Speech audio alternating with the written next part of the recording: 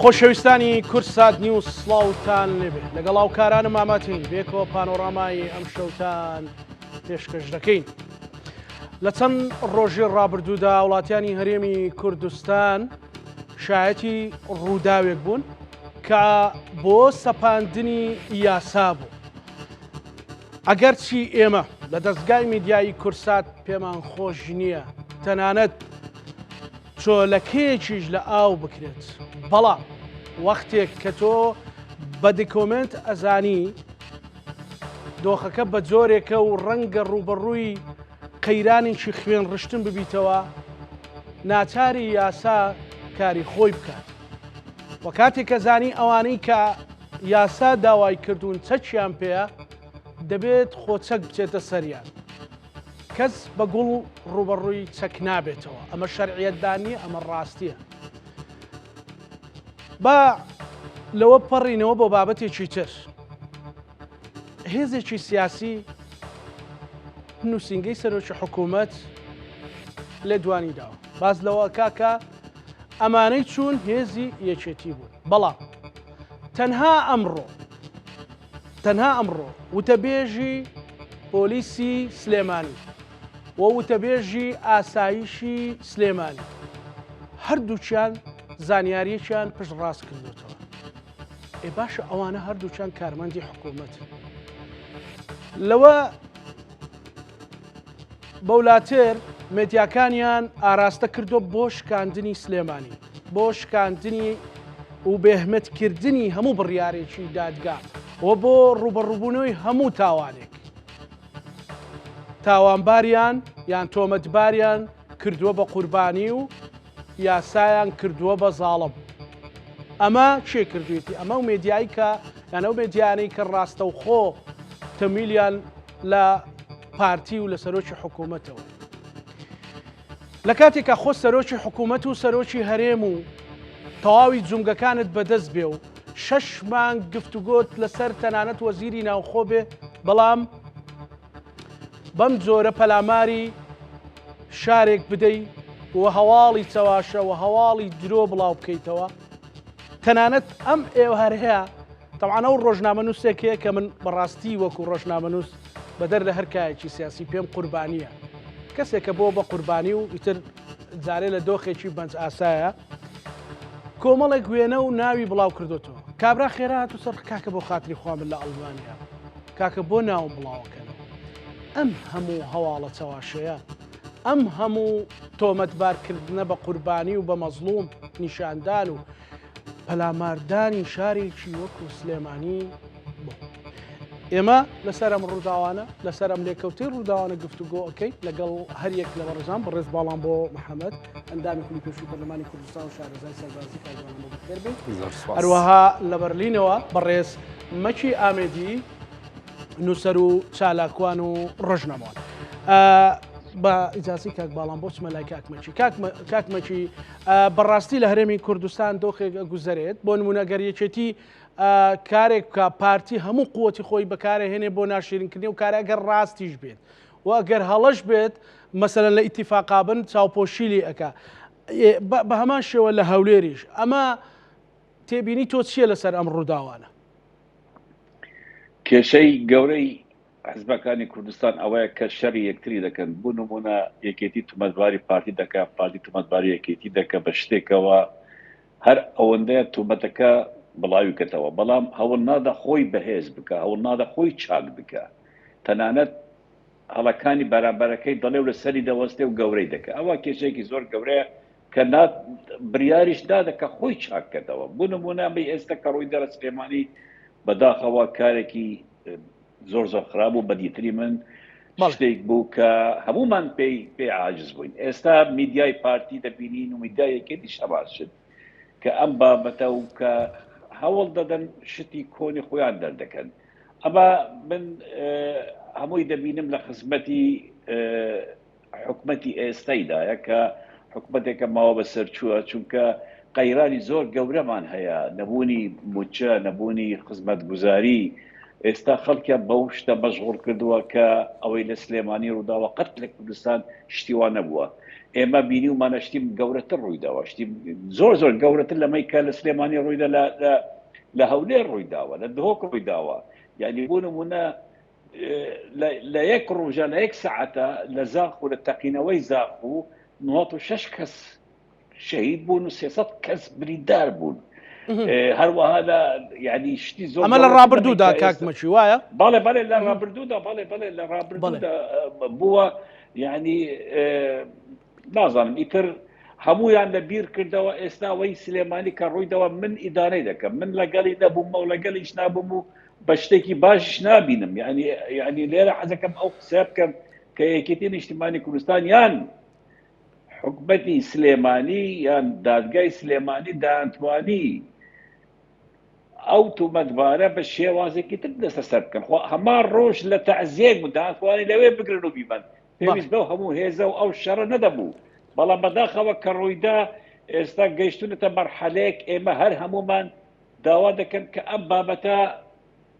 زەراری گەورەتر نەبێ بوو سلێمانی. یعنی من کە نە یەکێتیمە و هیچ پەیوەندێکیش لەگەڵ یەکێتی نییە، من حەز ناکەم ئەو دەبەرە لاواز بێت. لاوازبوونی ئەو دەبەرە بەهێزبوونی، یعنی کاکمەچێەوەی هەستت پێ کرد بێت پارتی یان مێدیاکەی دەیەوێت ئەو دەڤەرە لاواز کە لە ڕێکۆستنەوەی بابەتێکی وهاوە؟ بەڵێ خۆ من کە ئەو شەڕە بوو دوای 2 سەعات ڤیدیۆیەکم بڵاو کردەوە، وتم ئەمە فتنەی مەسرور بارزانی و ئەژی ئەمینە. جارێ هەر کەس باسی ئەژی ئەمینی نەکرد بوو، ناوی ئەژی ئەمین نەبوو لە هیچ شوێنێک. من ئاگادارم کە ئەمانە دەمێک کە خەریکی شتێکن، شتێکی خەیاڵی، شتێکە کە ناکرێت. باش من کەسانم کاکمەچی من ڕۆژنامەنووسم لە هەرێمی کوردستان زۆر جار ئێستا سۆشال میدیا ڕۆڵی گەورە ئەبینێ. زۆر جار مەسەلەن من متابعی جەناب دەکەم، زانیاریەکان زۆر زانیاری دەقیقن، زانیاری پێشوەختن. یعنی یەکێتی ئێستا باسی ئەوە کە هەوڵێکی کودەتا هەبووە، هەوڵی کوشتنی بافڵ تاڵەبانی هەبووە. زانیاری ئەوە لای جەنابەت هەیە کە هەوڵی کوشتنی سەرۆکێتی نیشتیمانی کوردستان هەبوو بێ و ئەو تۆمەتبارەی کە ئێستا لە زیندانە مەسەلەنیان لەگەڵ کۆمەڵە کەسی دیکە بیانەوێت ئەو بکەنە سەرە ڕم و ئەو بەکاربێنن بەو کارە؟ بەڕێزم ئەو بابەتە ڕاستە. بۆ من لە کەسانێک باس کراوە کە نزیکی ئەژی ئەمینن، چونکە من آخر جا پەیوەندیم لەگەڵ ئەژی ئەمین کرد و پێش ساڵێک و شتێک کە شەڕبان تقریبا دەمەقالی مابوو لە تەلەفۆن کە ئەو دەیوت بن هێزی نێودەوڵەتی پشتیوانم دەکەن. من پێم وت نەخێر، ئەوەی پشتیوانی دەکات مەسرور بارزانیە و میتی تورکیا. لەسەر ئەو قسە پەیوەندیمان نەما. من بەڕاستەوە خۆ پێم بدات مەسرور بارزانی لە پشتە و میتی تورکی کەسی تە لە پشتی تۆ نییە. ئەوەی تۆ بخۆت باز دەکەی کە ئەمریکا و ئیسرائیل و ئەوروپا ئەم دنیا هەمووی لە پشتی تۆیە، ڕاست نییە و ڕاستش ناکەی. تو کەسێکی مرتەزەقەی هەر ئەوان پێوتی تر لەواتەوە پەیوەندیمان نەما، بەڵام لە ڕێگای دەستی دووەوە پەیوەندیمان ما. ئەم بابەتی کودەتا و تێرۆرکردنی باڵ تەڵابانی چەندین جار بە منیان وتوە، من گاڵتەم پێدەهات وتم بەڕاستی ئێوە ینی زۆر غەریبن. ینی کودەتا دەکرێت یەکێک لە خاڵە هەرە گرگەکانی کودەتا ئەوەیە کە شتەکە زۆر زۆر بەنهێنی ببێنێ. یعنی من کەسێک لە بەرلین دانیشتمە ئەمە 4 کەس بەبنی وتوە لەم نزیکانە لەم 2 هەفتەیە لەم مانگایە کودەتا دەبێ وا دەبێ وا دەبێ. یعنی دەبزانی شتێکی ئەسڵ و ئەساسی بوونیە و هیچ شیان پێ ناکرێت تەنانەت پارتی و مەسرور بارزانی دانویست کێشەیەکی گەورە لە سلێمانی دروست بکەن. من لێرە دەڵێم کە لاهوری شێخ جەنگی من پەیوەندیەکی ڕاستەوە خوب لەگەڵ نەبووە، بەڵام لەگەڵ کەسانی نزیکی ئەوشم هەبووە. ئەو بوو قوربانی ئەم پلانە بەڕاستی ئەبووە بە عەقڵ بە حکمت تەسەڕوفی کردمە. باوەری بە ئەژی ئەمین و مەسروری نەکرد با خۆی بگەیتە ئەم وەزعی کە ئێستا کاکمەچی کەسانی دیکە هەبوون بە پێی زانیاری تۆ لەناو ئەو پیلانە بۆ کودەتا لە سلێمانی؟ کەسانی تر خۆ ئەوان زۆر جار ناویان دەهێنا، ئەوان فلان بەرپرسی فلان نیوا لەگەڵمانە، بەرپرسی فلان حێزبان لەگەڵمانە، فلان سەرکردەمان لەگەڵ، بەڵام دەبزانانی ڕاست ناکەن. ئەمە تەنانەت بوو تەشویشکردن و قسەی ئەملا ئەولا بوو. یعنی مەسرور بارزانی باش دەزانێ کە ئەو ناتوانێت کودەتایەک لە سلێمانی بکە. خەڵکی سلێمانی خەڵکێکی وشیارە، کەسێک قبول ناکەن کە لە ڕێگەی مەسرور بارزانیەوە بێت لەوێ حکوم بکە. ئەوە حەقیقەتێک هەمومان بزانین. بۆیە من دەڵێم ئەو شتێک بەرامبەردا لەزار کرا شتێکی زیاو داتوانانی بە ڕێگایەکی تر چاسەر بکەن داتوانانی لە هەوری شێخژەنگی بە شێوازێکی تر بگرن پێویست بەو هەموو هێزە و قوتش نەدەکرد ئەوە لێرە من ڕخنەی منە لە یەکێتی داتوانانی خۆ ئەو ڕۆژە لە تعزیە بوو دەتوانانی تعزیەکە دەربشە لەوێ یا گرت بە پێویست بەم هەموو شەڕە نەدەکرد من پێم سەیرە ئەم شتە هەموو کراوە بەڵام هێزە بووە باس لەوەکایەکێتی و هێزانەکان بازەکەن هێزێکی زۆر هەبووە چەکێکی زۆر لەوێ هەبووە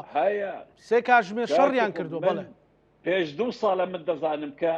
کە ئەژی ئەمین پارەیەکی معلوماتمان بۆ هاتووە کە پارەیەکی زۆری لەبەردەستەیە و معاش دەدا باشە ئەژی ئەمی چییە یعنی بودجەکەی لەکوێ دێت ئەو هەموو پارە بەدەستەوە پارە بە خەڵک دەدا و خەڵک تەعین دەکە و خەڵک دەکەتە چەکدار و ئەوەی بینیمان لە سلێمانی لە لازەر کوژراکە چەکداری ئەژی ئەمین بووە باشە ئەژی ئەمینەت ئەو چەکدارانە لەکوێ دێنی ئەوە کێ پارە دەدات هەموو دیارە دامێکی دەرەوەیە دەرەکیە دەستی تورکیای سەرپەرشتی مەسرور بارزانانی بوو بۆ ئەم پلانە کە من بە بۆچۆنی خۆم بە بچوونی خۆم هەردوو تەرەفی سلێمانی بوونەتە قوربانی یاریەکی زۆر ناشرینی مەسرور بارزانانی و سەرۆکی پارتی دموکراتی کوردستان یەکێک لەوانە کاکمەشی ئاگادار بووی بەڕێزت کە دوێنێ یەکێک لەوانەی کە بۆ قوربانی گیانی لە دەستداوە لە لالەزار کە سوکارەکەوتیان ئێمە ئەو کوڕەمان لە هەولێر دەوامی کردووە لای ئەژەمین بۆچی لە لالەزار بۆ قوربانی بۆ لەوێ دەرکەوت من وتم یعنی کاک لاهور کەوتبوو ژێر کاریگەری ئەژی ئەمین و مەسرور بارزانانی وایان پێ وتبوو کە دەتکەینە سەرۆکی یەکێتی دووبارە ئەوە وەهمێک بوو ئەو یان دروست کرد بوو من هەموو جار من پەیوەندی ڕاستە و خولم ئەخیرە لەگەڵ لاهورم نەبووە بەڵام خەڵک کە بۆ نزیکە ئەو پەیوەندیمان بەردەوام بوو ئەموت ئەمە مەحاڵە ئەمە ڕاست نییە ئەم شتە ناکرێت ئەم شتە دوورە لە ڕاستیە ناکرێت ئەمە تەنها دەیانەوێت ئاژاوەیەک لە سلێمانی دروستکەن فەوزایەک دروستکەن هەدەفی پارتیش هەر ئەوەیە هیچی تر نییە هەدەفی مەسرور بارزانانی ئەوەیە فەوزایەک لە سلێمانی دروست بکرێت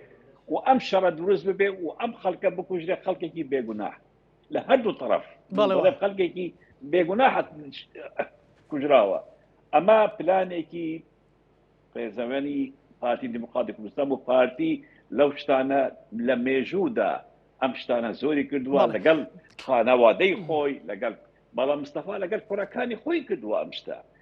بۆ ئەوان هیچ سنوورێکی یعنی ئەمە بۆ ئەکرێ بڵین ئەمە پاڵپشتی قسەکانی جەنابتەکە کە بەیاننامەیەک لە نووسنگەی سەرۆکی حکوومەت دەرچووە کەڵێم هێزە ئەمنیانە هێزی حکوومەت نین هێزی یەکێتی لە کاتێکە هەر ئەمڕۆ وتەبێژی پۆلیسی سلێمانی کە سەر بۆ وزارەتی ناوخۆیە و وتەبێژی ئاسایشی سلێمانی کە زەر بە دەستگای ئاسایش زانیاری و پاراستنی هەرێمی کوردستانە دوو دەستگای فەرمین سەر بە خودی حکوومەتەکەی مەسرور بارزانین بەڕێز مەسرور بارزانانی سەرۆکی حکوومەت ئایا ئەکرێ خۆبێبەریکردن لە هێزە ئەمنیەکانی حکوومەتی هەرێمی کوردستان لەبەر ئەوەی ئینتیمان بۆ پارتی دموکراتی کوردستان نەبێ ڕەنگە یعنی یەکشت هەیە ئەگەر ئەو هێزانە هێزی حکوومەت دەمکەوەتە ئەو هێزانەی ئەژی ئەمینیش هێزی حکومینین و میلیشیانە کە دعمێکی مباشر لە مەسرور بارزانانی وەردەگرێت کەواتە سەرۆکی حکوومەت دعمی میلیشیای سەربەخوو دەکات کە ئەو هێزەیە کە لەگەڵ ئەژی ئەمینە هەیە و نمونەی تریش هەیە زۆر با ئێستا باسی نەکەین یعنی ئەوانە خەڵکیان دروست کردووە هێزیان و دروست کردووە بە ناوی حکوومەتەوە بەڵام هیچ پەیوەندیەکە بە حکوومەتەوە نییە ئەوە ئێمە دەزانین دژە تێڕور و کۆماند و نازانکی ئۆرگانێکی حکوومەتن حکوومەت یاریمی کوردستان ئیتر لە ئێستا بەرژەوەندی سەرۆکی حکوومەتدا یا بڵێ ئەوان لەگەڵ ئێمەنین و پەیوەندیان بە ئێمەوە نیە ئەوە شتێکی تابعی خۆیانە من نازانم من بوو بەرژەوەندی خۆی ئەو قسە دەکەن تاکو خۆی دۆرخە لەم بابەت باشە کاک مەشێگەر لەگەڵ ما بمێنیتەوە لەگەڵ کاک باڵام بۆ گفتوگویەکەم کاک باڵام بۆ ئەوەی کە پرسیارم کرد مەسەلەن پێش بەرنامە من ڤیددیۆیەکم پیشانی جەنابەتدا گەنجێک بە لەهجەی هەولێری زۆر خۆش دەڵێ کاکە بۆ خاتری خوا دەڵێ من ماوەمی هاوار بەوام لێ دەکەن یعنی ئەو هەموو چاواشەکاری ئەو هەموو دژایەتیکردنی سلێمانی هەموو دژایەتیکردنی و درۆ دەرخواردانی خەڵکە بوو زۆر بەداخەوە ئەو بارودۆخی تێکەوتوین بارودۆخێکی زۆر نالەبارە خاص لەم هەرومەرجەی ئێستای هەرێمی کوردستان و ناوچەکەدا هەر باش بۆ نیان تۆ سەرۆکی حکوومەتیش لێ بۆ چونکە سەرۆکی حکوومەتیش دیار نیە لەکوێ سەرۆک بەداخەوە لەم بارودۆخە نەبزر نەبوو شکر لە کەیف و سەفای خۆیەتی لەم بارودۆخەی کە موچەخۆرانی هەرێمی کوردستان و نزیکەی 100 ڕۆژە موچەیان وەرنەگرتووە سەرۆکی حکوومەت لە بری ئەوەی کە لە خەمی موچەی هاوڵاتیەکانی هەرێمی کوردستان بێ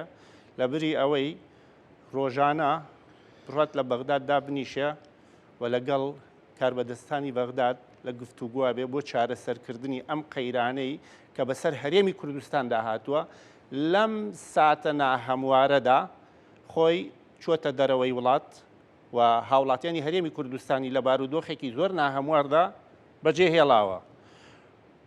وێڕای ئەوەش کەناڵەکانی خۆی وەهی حیزبەکەی بە شێوەیەک ئاراستە کردووە کە بۆ ناشرینکردنی سلێمانی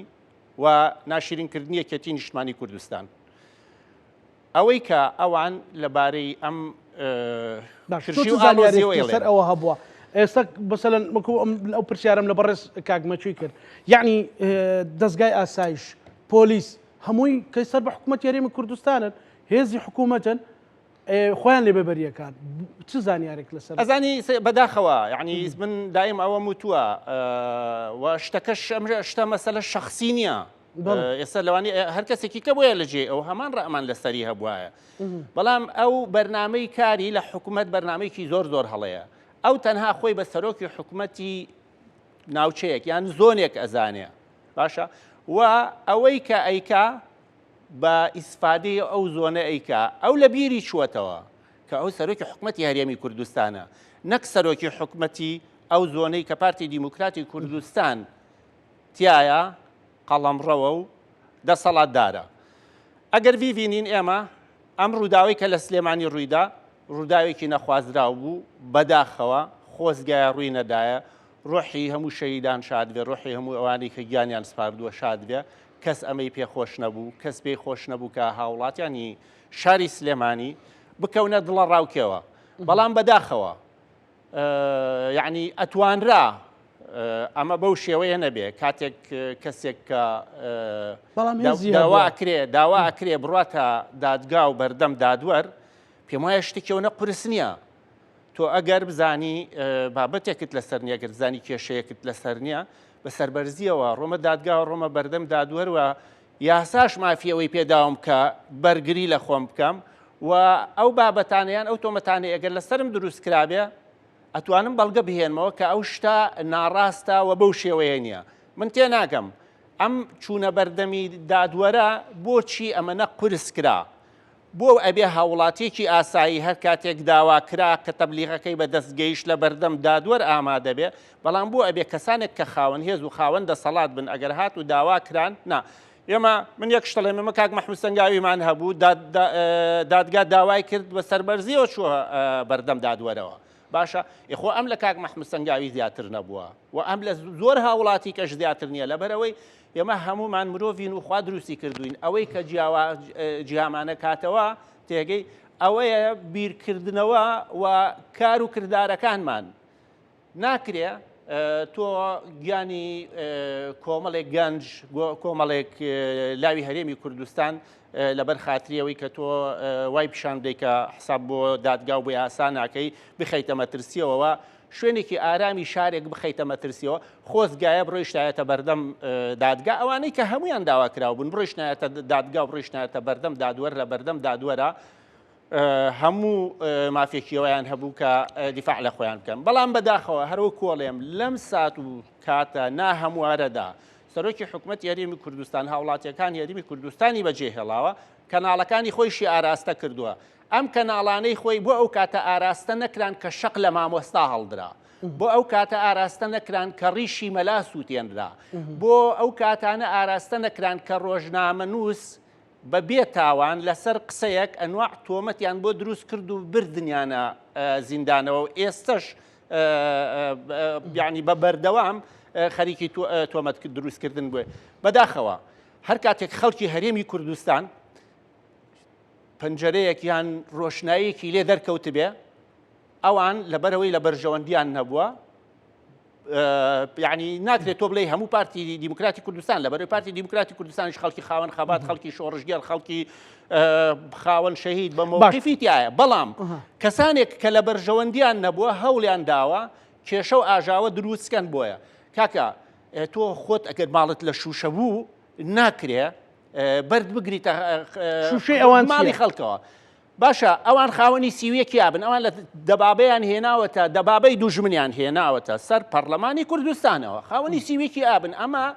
مۆرێکە و بە ناوچاویانەوە.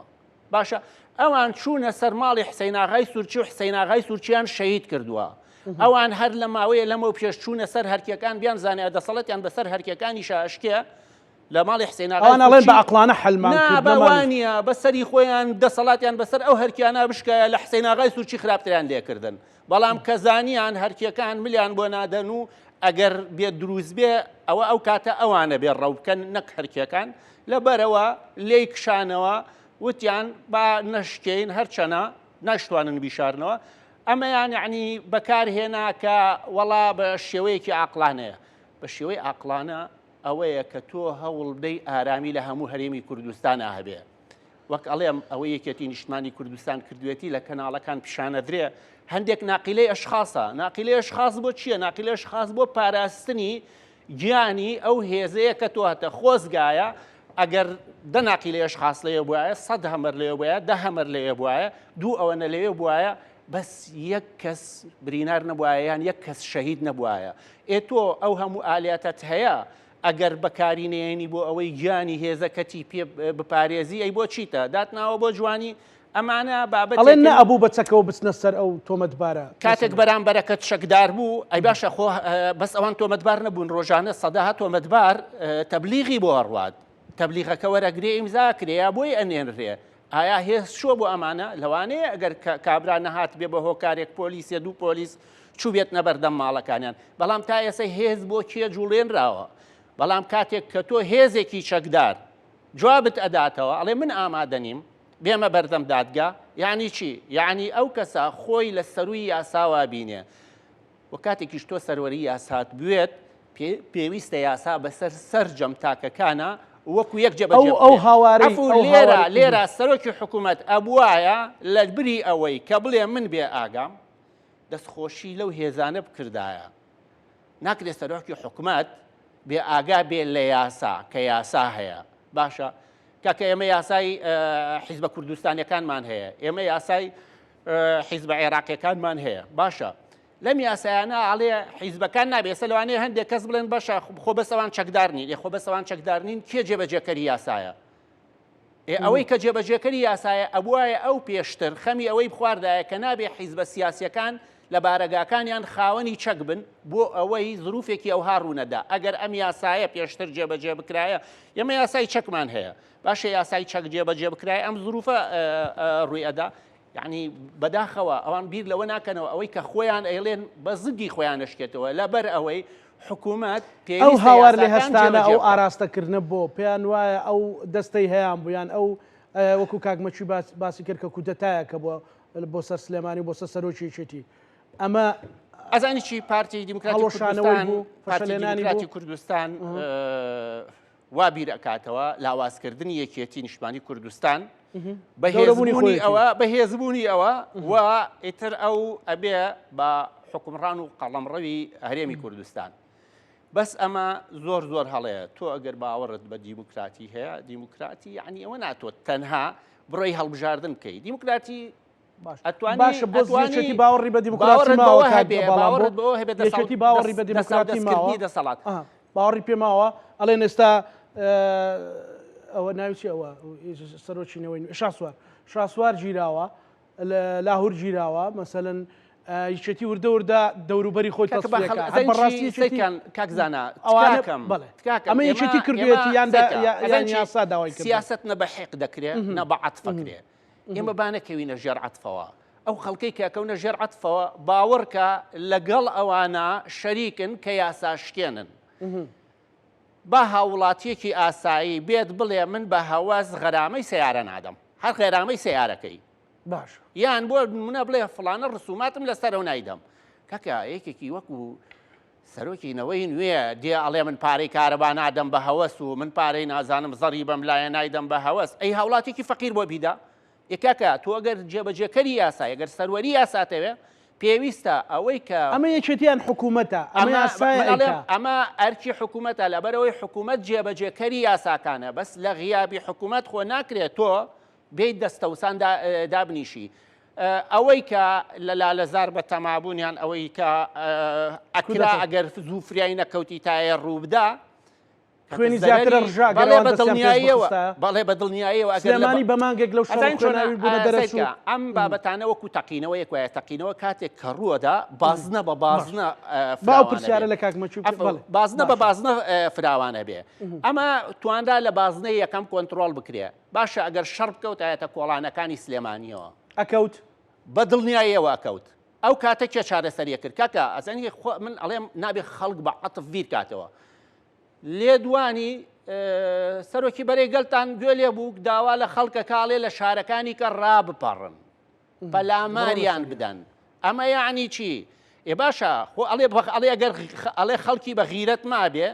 خەڵکی کورتپەروەەر مابێ ینی ئەو خەڵکە لەبەر ئەوەی لەگەڵ ئەوانە بووە هەمووی بێ غیرەت بووە ناکرێ ئەم قسەیە قسەیەکی زۆر نامنطقیە تۆ بڵێ ئەگەر ئەوەی غیرەتی ماوە پەلاماریان بدا کاکە وەڵا هەموو کەسێک غیرەتیە بەڵس هەموو کەسێک ئەوە نییە بێت بناڵی خەڵک بە کوشت بدا لەبەر بەرژەوەندیەکانی خۆت تۆ لەبەر بەرژەوەندی خۆت هاوارەکەی ئەڵێ ئەوەی غیرەتی ماوە بەڵێ هەموو کەسێ لە تۆ بە غیرەترا خەڵک بۆ بێغیرەتە لەبەرەوەی پشگیری تۆ ناکە ئەمە لێدوانێکی زۆر هەڵەیە ناکرێت بەڵێ تۆ بتەوێ عەتفی خەڵک بەکاربێنی بۆ داکۆکیکردن لە ڕووداوێک کە ئەتزانی ئەگەر هەر لەوێ بڵاو ببوایەتەوە لەوانەیە لە کۆڵانی ماڵەکانە هەر بن یعنی لا ئیدرادیش فیشک تەقێندای خەڵک شەهید بکرایە بریندار کرا زۆر باش بەڕێز کاکمەچی من کە پەیوەندیم بە جەنابەت کرد بۆ پرۆگرامە لەبەر سەلامەتی جانت پرسیارم لێ کردی وتم ئاساییە شوێنی مانەوەی تۆ بنووسین لە سیجی تێڤێکەمان لە کاتی بەرنامە وتت ئاسایە من پۆلیسم پارێزێ تۆ لە وڵاتێکی لە ئەڵمانیای بۆ پۆلیس ئەتپارێزێ ینی تۆ چیت کردووە؟ بەڕاستی ئەوەی من کردومە تەنانەت پشتگیری خەڵکی کوردستانە و قبولدەکردنی ئەو زوڵمەکە لەلایەن من خەڵکی دەڤەری بادینانم ئەو زوڵمەی دەکرێت لە بادینان و هەولێر و تا حدێک لە سلێمانیش من دژی ئەو شتانە وەستاوم من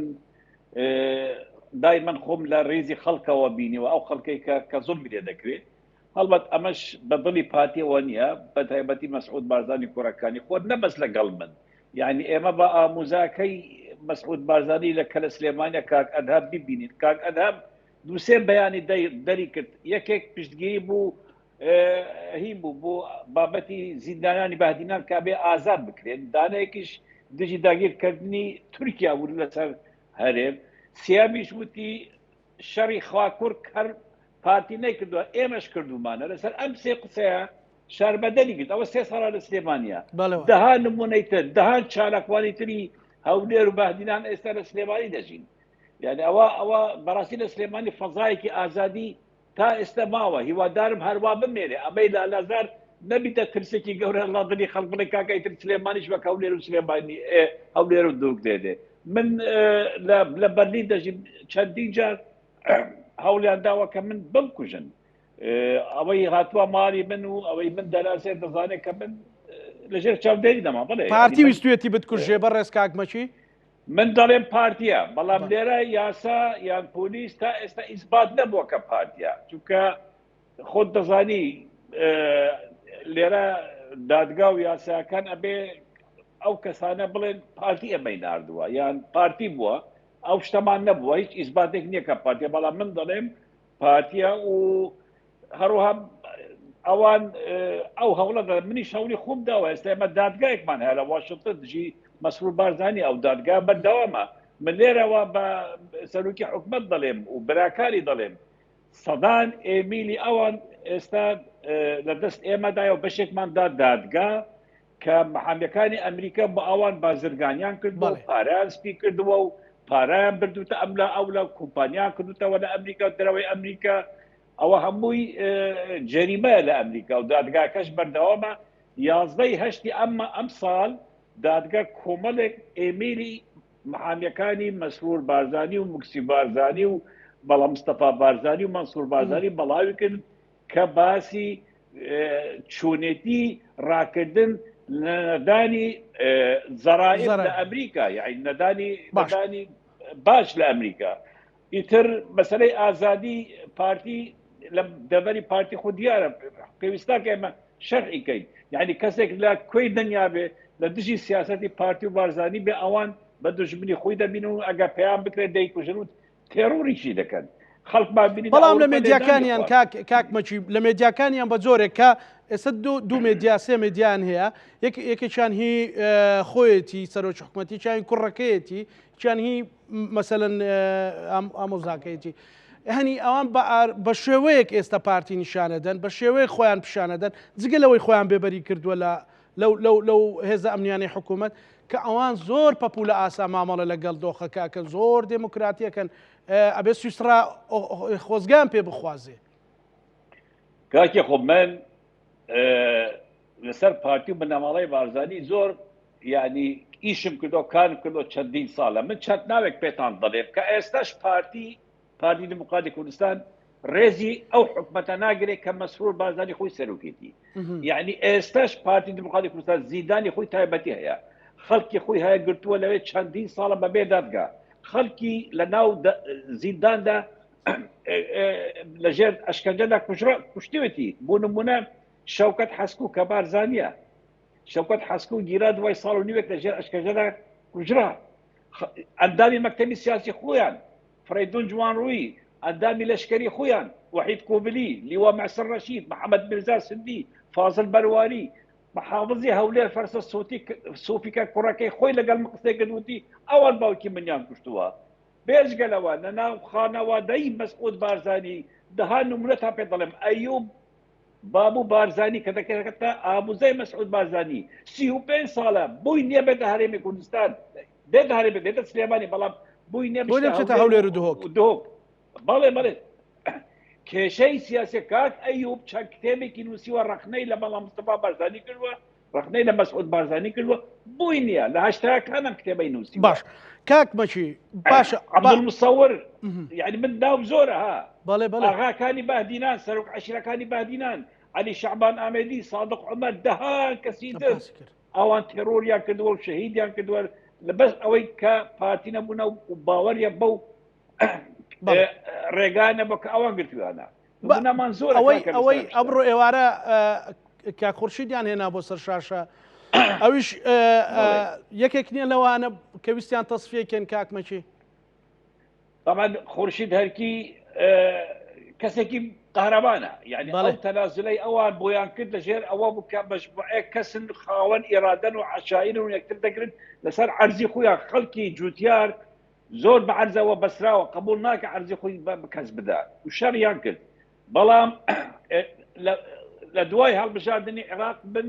جارەنووسی خورشید هەرکی زۆر بە خراپ دەبینم ئێستا لەوانە هیچی لێ نەکەم بەڵام دوای هەڵبژاردنەکانی عێراق من وا دەبینم کە خورشید هەرکی کاکمەچی ئەوەی لەبەر ئەوەی ئەوان دەترسن ئێستا بیکە لەبەر هەڵبژاردن لێرە باڵام بۆش ئەوەی تەکید کردەوە بەڕێز کاکمەچی کە هەوڵی کودەتایەکە بووە ئەو نەی شاردەوە ئەگەر ڕێگە لەو شەوە هەرچەندە بۆ هەمومان جێگەی داخە ینی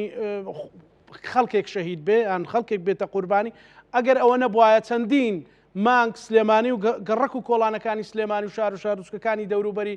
دەبوون بە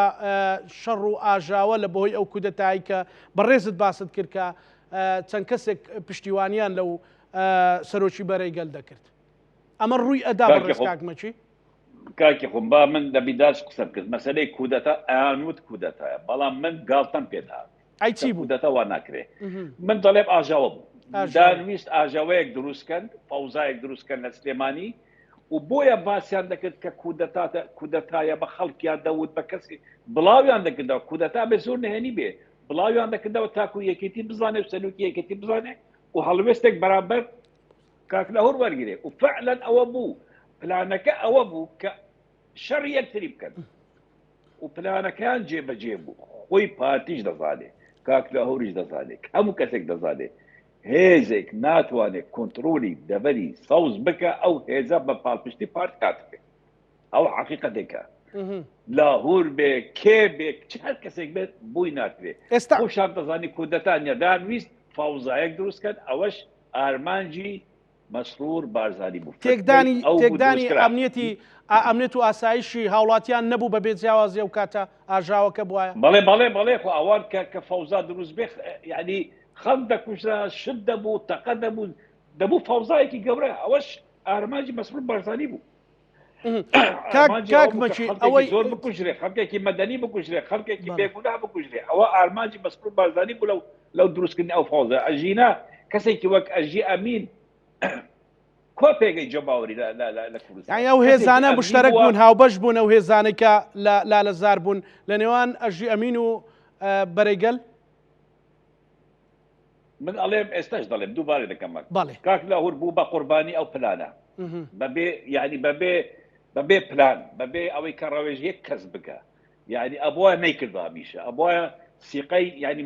من ئەم پەیامەم گاندر دە کاک لاهور چەندین جار چەند نزیک بی لە مەسرور بارزانانی ئەوەندە لای خەڵک ناشرین دەبی ئەوەندە سار دەبناوە خەڵک لەگەڵ تو ئەوە جوان یەخۆت نزیکی مەسرور بکەیت بڕۆ لەگەڵ ئاموزاکەت بڕۆ لەگەڵ خەڵکی تر دانیشە باشترە بۆ تۆ کە بشی بە قسەی ئەژی ئەمین بکەی و قسەی مەسرور بارزانانی بکە من ئەو شتە زۆر جار پێ گاندووە بەڵام بە قسەی کەسیان نەدەکرد بە قسەی زۆر ینی ئەو کەسەی دڵسۆزی ئەو بوو بە قسەی ئەوە نەدەکرد و لە خەیاڵێکدا دەژی کە دەتوانێت دووبارە ببیتە سەرۆکی یەکێتی بە پاڵپشتی مەسرور بارزانانی و ئەژی ئەمین ئەوەش خەیاڵ بوو من هەموو جار دەموت ئەمە خەیاڵە ئەم شتە ناکرێت ئەم شتە ناکرێت تکایە دوور کەون ئەم شتانە تکایە ئەم شتە ڕاستیە چەند جار بە منیان وتووە لەم نزیکانە بابڵ تێڕۆر دەکرێت من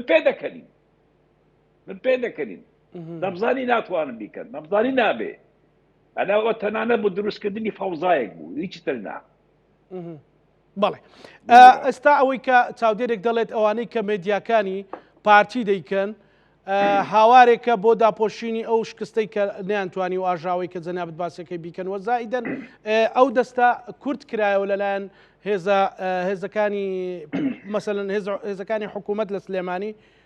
کە بیاوێ ئاژاوە دروستکایان دائیمەن کێشە بۆ یەکێتی دروستکاو لە دانووسانەکانە بیهێنێتە ژێربار ئەمە ڕاستە قسەیە و بەڕێزە بەڵێ ڕاستە و من داوا دەکەم ئێستا لێرە لە خەڵکی قوربانیانی کە لەوێ شەهید بوونە ئەبێت سکالا لەسەر ئەژی ئەمین و مەسرور بارزانانی دروستکەن ئەژی ئەمین چ قووەتێکی ئەو پارەی لەکوێ هێناوە کێ مولەتی چەکی پێداوە کێ مولەتی پێداوە کە هێزی عەسکەری دروستکە بنێریتە سلێمانی ئەبێ خەڵک سکالا لەسەر ئەژی ئەمین و سەرۆکی حکوومەت دروستکە بەڵێ دوا سەرنجی بەڕێز ئەوەڵ خەڵک کوژراوە دوا سەرنجی بەڕێز کاک مەچی لەو بەرنامەیە دوا سەرنجم من لێرە دەڵێم ئارامی سلێمانی زۆر گرگە من داوا دەکەم لە خەڵکانی کە پیاوە قوڵەکانی سلێمانی داوا لە سەرۆکی یەکێتی نیشتیمانی کوردستان دەکەم داوا لە ئاراستی شێخ جەگی دەکەم هەمووتان بەپێکەوە ئەم کێشەیە زۆر گەورەتر مەکەن ئەم کێشەیە بچووکتری لێ بکەن نێڵن کەسانێکی نەفس نزم کەسانێکی خۆفرۆش بێن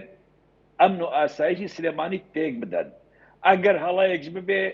لە ڕێگای یاساوە ئەو هەڵایانە چارەسەر بکەن شتەکان گەورە نەکەن ئێوە خەڵکی یەک شارن ئێوە هەمووتان لەگەڵ یەک حزبتان کار کردووە پێویستان کە ئەم شتە زۆر گەورەتر لێبێت تکایی من ئەوەیە دانیشتنێک بە پێکەوە بکەن با مەحکەمەش مەجڕای خۆی بستینێ بەڵام با ئەم کێشانە نەمێنێ و ئەم کێشانە چارەسەر ببێ قازانجی یەکەم لەم شتە سەرۆکی حکوومەتی هەرێمی کوردستانە مەسرور بارزانانی و حزبەکەی کەس قازانجی لێ نەکردووە ئەمەی لە سلێمانی ڕوویداوە سەرۆکی هەرێمیش لەگەڵی هاو بۆ چوونە بەڕێز کاک مەچێت چەندە وتم دوا سەرنج بێ سەرۆکی هەرێمیش ینی سەرۆکی هەرێمیش تا حدێک وەک فەرقێکی هەیە یعنی ئەویش کەناڵەکەی دەبینی چی دەکە و چی ناکە بەڵام ئەوەی پلانەکەی داناوە سەرۆکی هەرێم نەبووە ئەوەی پلانەکەی داناوە سەرۆکی حکوومەت بووە و حزبەکەی بووە سەرۆکی حزبەکەی مەسعود بارزانانی کوڕەکەی بووە بۆیە ئیتر مەبنە یاری بەدەستی ئەو حزبە بەڵێ دەست خۆش زۆر سپاس زۆر سپاس بۆ بەڕێز مەچی ئامێدی نووسەر و چالاکوان و ڕۆژنامەنووس لە بەرلینەوە لەگەڵ مابووی زۆر سپاس بۆ بەڕێز سپاس بۆ دەرفەتە بەڕێز کاک مەچی ئەم کاک مەچی ئەڵێ نەیەکێتیم لە پارتیم خۆ دژی پارتیە لە قسەکانی دیارە و بە ڕقم دوو بەرامبەر یەکێتی ڕەخنەی هەیە ئەمە قسەکانیەتی بەخوای گەورە نەکەزی عازی داوەتێ من خۆم بە علااقاتی تایبەتی خۆم پەیوەندیم پێوە کردووە چیڵێ ئەسل ئەوە قسەکانێتی ئەڵێ ئەمە ئاژاوەیە کە بە مانگ لی دەرناچووی من بەداخەوەی ئێڵێم لە هەرێمی کوردستان شێوەیەک ڕوویداوە هەمومان مامۆستای ئاینین، هەمومان یاساین، هەمومان سەربازین، هەمومان ڕۆژنامە نووس و میدیاکارین. باشە ئەکرێت کەسێک لە بوارێکە شارەزایەکی باشی هەبێ، بەڵام لە بوارەکانی کە یعنی شێوە شارەزایەکی هەبێ. بەداخەوە هەموو جارێکەی بینین کە ڕووداوێک لە هەرێمی کوردستان ڕوو ئەدات، پێش ئەوەی دادگاکان لێکۆڵینەوەی لێ بکەن و بڕیاری لەسەر بدەن، لە ڕاگەیاندنەکان بڕیاری لەسەر دراوە. ئەمە هەڵەیە. ئەم بابەتەی لەزار ڕووی داوە ئاسیکە ئەمە کەواتە تۆ ئۆپۆزیسیۆنێکی هەڵات هەیە. دەسەڵات ینی مێدیای دەسەڵات میدیای دەسەڵاتیش مەسەلەن ئەگەر مێدیا ئێستا لێرە کوردستانی و کەناڵەکانی من ئەڵێم هەر کەسێ بیکە شەرت نییە دەسەڵات بێ ئۆپۆزیسیۆن بێ، تۆ نابێ پێش حەدەسەکان کەوی. کاکە ئەمەی کە ڕووی داوە کردەیەکی سەربازی بووە. باشە دەتۆ لێی گەڕێ بۆ دەستگاکانی لێکۆڵینەوە، لێی گەڕێ بۆ هێزەکانی ناوخۆ، لێی گەڕێ بۆ دادگا کە دادگا بڕیاریدا کێ تۆمەتبار بوو ئەو کاتە تۆ ڕەجمی ئەو کەسە بکە.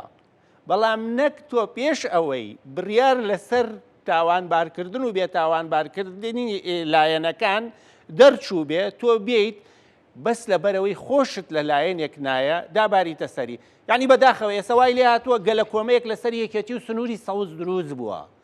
هەموو ئەو کەسانەی کە نەیاری یەکێتین، هەمووی ئەو کەسانەی کە لە بەرژەوەندیانە درێ بە هەزارەها ڕۆژنامە نووس لە گرتنی لاوری شێخ جەنگیەوە لە بەرژەوەندیە درێ، ئیتر پارە لە کێ وەرەگرێ؟ دەبێت چی بکە؟ بێت لەبەر ئەوەی لە بەرژەوەندیەکەی دراوە، دێت لەسەر بڵین بۆ نمونە لە میدیا و لە ئیعلامەکانە جنێو بە یەکێتیەدا یەکێتی تۆمەتبارەکە، جنێو بە کادری یەکێتیەدا تۆمەت بۆ یەکێتی دروستەکە. کاکە ئەمە شتێکی هەڵەیە. هەموو خەڵک هاوارە کاڵێ سەروەری یاسا سەروەری یاسا، بەڵام خۆی ڕۆژانە ببینە ئەنواع یاسا پێشێل ئەکا بۆ خۆی سەروەری یاسانیە. بەس کاتێک کە یاسا هاتە بەردەم دەرگاکەی ئەڵێ اینجا من گوناحم چییە؟ وەڵام من قسەیەکم وتووە. کاکە تۆ ئەگەر خۆت قبولتە خەڵک قسەیەکت پێ بڵێ تۆش قسە بە خەڵک بڵێ، تۆ ئەگەر قبولتە خەڵک تۆمەتبارت کە تۆش خەڵک تۆمەتبارکە. ئەمەی کە ئێستا هاتوون داکۆکیەکەن خەڵک ئەگەر شارەزایی هەبێ گەر بۆ نمونە لە بابەتەکە نزیک بێ مافی خۆیەتی بێت لەسەر ئەو بابەتە قسە بکە. کاکە مەسرور بەرزانی ئێستش یەک شت لە دڵیا بووە بە گرێ و لە دڵی دەرناچێ. ئەویش ئەوەیە لە کاتی حملەی هەڵبژاردن سەرۆک باڤڵ وتی بەبێ ڕەزامەندیەکێتی نابێتەوە بە مدیر عام، بیزەبتی شەسپا نابێتەوە بە مدیر عام. ئێستا ئەیەوێ بە تێکدانی سلێمانی بێ، بە تیرۆرکردنی کاک باڤڵ بێ ئەو هێزەی یەکێتینەیە. لێرە کاک ئازاد حەمەدەمین سەرۆکی سەندیکا ڕۆژنامە نووسانە نامەیەکی بۆ ناردوم، ئەڵێ کاک زانا سڵاو بەرنامەکەت دەبووە وەڵام دەرەوەی ڕووداوی لالەزار بێت، نەک دوو کەس بێنی جوێن بە پارتی بدەنەوە کارێکی خراپ بوو بەداخەوە. گەلی کوردستان و کەناڵ هەشت هەمان شتکار جوابی ڕووداوەکە بدەنەوە، نەک هەرچی خورشید وەک سەرنج و متابعە. ئەمە جوابی چیمەداوە؟ تۆ هاتووی قسە بە پارتی بڵێ ئەو برادەرە با پێی بڵێم سەبەبکارەکە کێیە؟ یعنی من ناکرێ ئێستا بێم قسە لەسەر لایەنێکی کە بکەم، جواب بۆ ئەو جواب بۆ حەزەکەم گوێی لێبێ بێت دانیشین. سەبەبکاری ئەم بابەتە کێیە؟ من نەهاتووم کەسێک کە لە ناو بابەتەکە بێ ناوم هێنابێ، هاتووم ئەو کەسەم ناو هێناوە کە سەبەبکاری بابەتەکەی، ئەو کەسەم ناو هێناوە کە خۆی بە حکمڕان و قەڵەمڕەوی هەرێمی کوردستان ئەزانێ. ئەو کەسە پارتی دیموکراتی کوردستانە، سەرۆکی حکومەت بێ ئاگایە لەم بابەتە ڕوویداوە، سەرۆکی حکومەت بۆ ڕێگەنادا یەک حیزب لە سنووری دەسەڵاتی قەڵەمڕەوی حیزبەکەی ئەوان بارەگای هەبێ و قسە بکە. ئەی بۆ لێرە پێی ناخۆشە ئەگەر تۆ بێیت و لەسەر مافەکانی خۆی بێتە داواکاری. ئەمە کێشەمان لەگەڵ پارتی دیموکراتی کوردستانە نییە. ئێستا لەگەڵ لە جێی پارتی دیموکراتی کوردستان هەر حیزبێکی کە بوایە بەم ئاراستە معاملەی بکردای ئێمە بە هەمان شێوە قسەمانە کرد. ئێمە قسە لەسەر دوو طرف ئەەکەین کە نیزاعێک لە بینیانەخر ناخۆ بەریکردنیە. کاکە کێشەی لالەزار 100 جار باس کراوە، وەکو وتم ئەمە ئەبێ بۆستی بۆ دوایین بڕیاری دادگا بڕیاری دەستگیرکردنی بۆ چەند تۆمەتبارێک دەرکردووە.